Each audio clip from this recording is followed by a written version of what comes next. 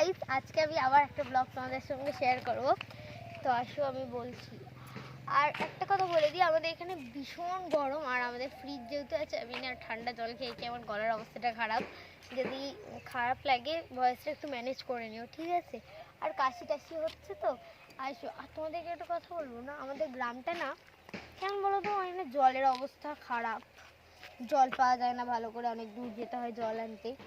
পুকুরটার অবস্থা দেখো, মাছ ছাড়া আছে কিন্তু পুকুরটায়, কিন্তু সব মাছ ভেসে উঠছে, মরে যাচ্ছে। হ্যাঁ, আর মানে রোদটা এত বেশি এত বেশি, আর আমাদের যেহেতু টিনের চাল, প্রচণ্ড গরম, প্রচণ্ড। হ্যাঁ, আর এই যে এই কুকুরটা, তোমাদেরকে তো আগের ব্লগটা আমি দেখিয়েছিলাম ওই কুকুরটা।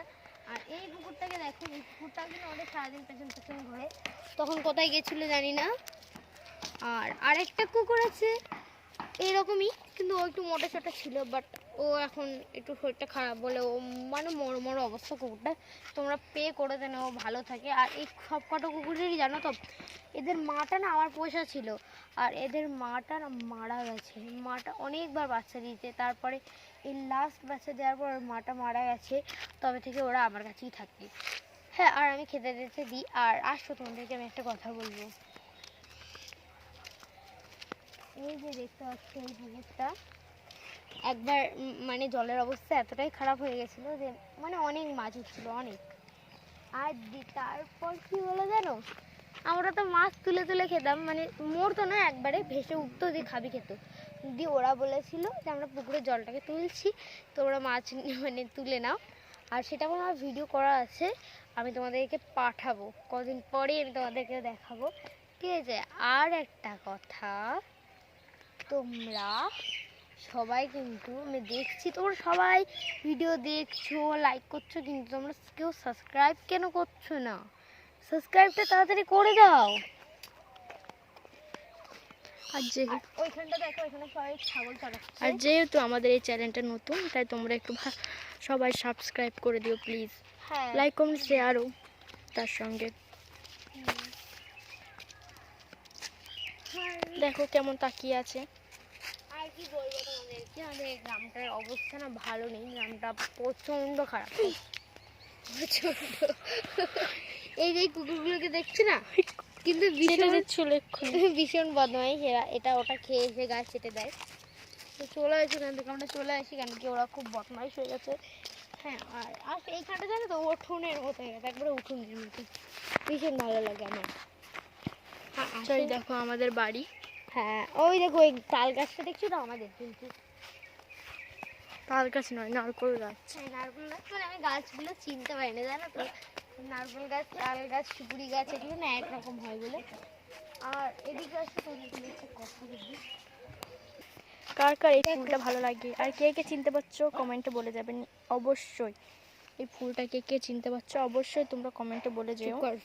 ইনি বলছি, তোমরা কি এই ফুলটা চিনতে পারছো? চিনতে পারলে কিন্তু কমেন্ট করো। দেখো প্রথমে ফুলটা আসে, এই যে এটাকে কি বলে বলো তো?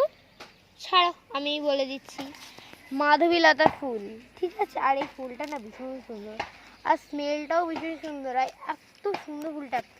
আর কে কে তোমরা এই ফুলটাকে কী নামে ডাকো সেটা কিন্তু কমেন্টে বলো, ঠিক আছে? আর যদি তোমাদের ভালো লাগে সেটাই কমেন্টে বলো, হ্যাঁ ভালো লেগেছে, ঠিক আছে? আর এদিকে আসো, তোমাদেরকে তো সেদিনকে বললাম যে ওই কুয়োটা, হ্যাঁ, আমার দাদু দিদিমা নয়, এই যে এই দেখো আমার দিদিমা, ঠিক আছে? এখানে আমার দাদু আর আমার ঠাকুমা এখানে সুসাইড করেছিল। এটাই অনেক প্রেত আত্মা থাকে, ঠিক আছে? ওর জন্য অনেক ভয় লেগেছে ওনার। আর এখানে কি বলো, এটা জানো তো তোমরা কি? এটা না 2 রকমের জবা গাছ। তোমরা গোড়াটা দেখো, গোড়াটা কিন্তু একটাই, কিন্তু এই গাছটায় একটা বেল ফুল হয় আর একটা লাল জবা হয়।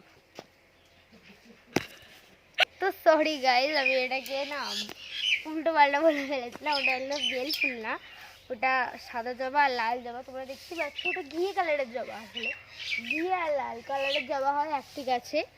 হ্যাঁ, আর আসো একটা জিনিস তোমাদেরকে দেখাই, তোমরা দেখেছো কিনা আমি জানি না, কিন্তু তোমাদেরকে দেখাবো। আসো